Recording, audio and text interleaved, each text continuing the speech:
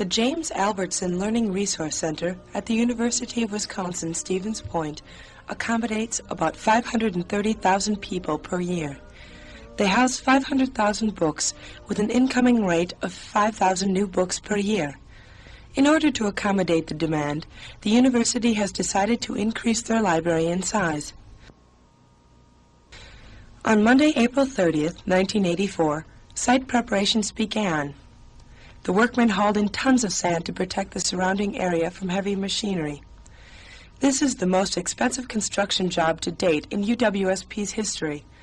The actual cost is estimated at $8.3 million. The three main people involved in the reconstruction are Keith Lea, Director of Technical Services for the LRC, Al Burrows, Director of Public Services for the LRC, and Mary Croft, the Acting Dean. In an interview with Keith Lea, he discussed the need for reconstruction. The graph that shows the square feet for student purposes or for library purposes per head count student is the main justification for getting a building addition. And it shows that we have at UW-Stevens Point about 7.7 square feet for library purposes per head count student. The four-year cluster of UW libraries has about 12.5 square feet per student. This addition of 60,000 additional square feet, usable square feet, will increase us to about the average. And so we had about 70,000 linear feet of shelves, or about 13 miles, and the new addition will double this capacity. So we have about 500,000 now of volume equivalents. If you figure a volume equivalent's about 1 inch on a shelf, we'll be able to double the collection in the years ahead. Mr. Lea went on to explain about the actual outside changes. The dark area shows the existing building, and to accommodate the increased load, they will distribute the weight across the entire building instead of on the 4 posts that the center structure really is bearing on. They'll build a new 6th floor with bridging in it and hang down additional floors on the north and the south, bringing those stacked floors right out to the existing edge of the building. There will be many improvements in the LRC. At this point, there are 1,100 seats. When the reconstruction is finished, there will be an additional 500 seats. They will be putting in an additional elevator. There are going to be more study areas, and a major job will be the automation of the bookshelves and the new online book search. Mary Croft spoke more about the automation.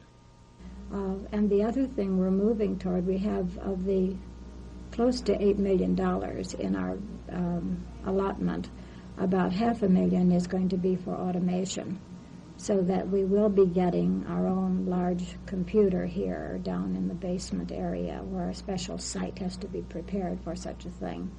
And we will be moving to automation. We will have an online catalog.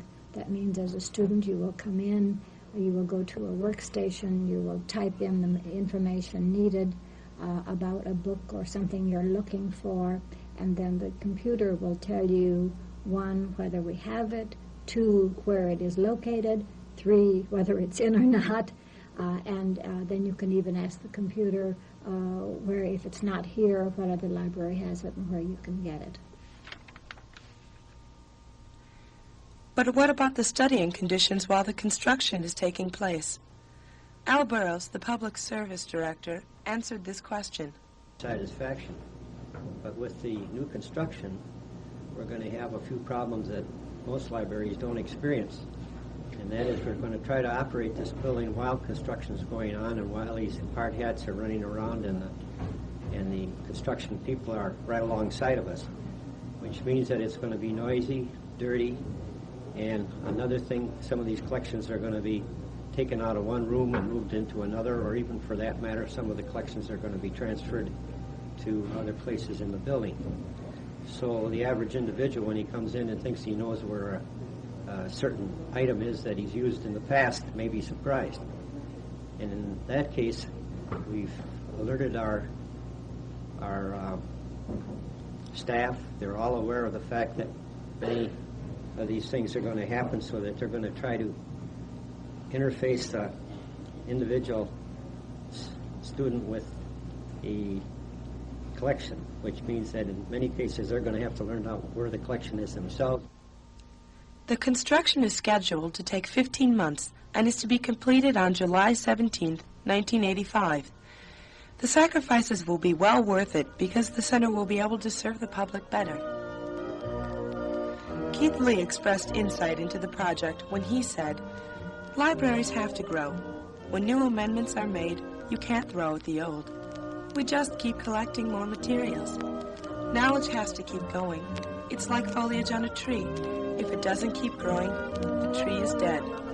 And this is to be the new LRC.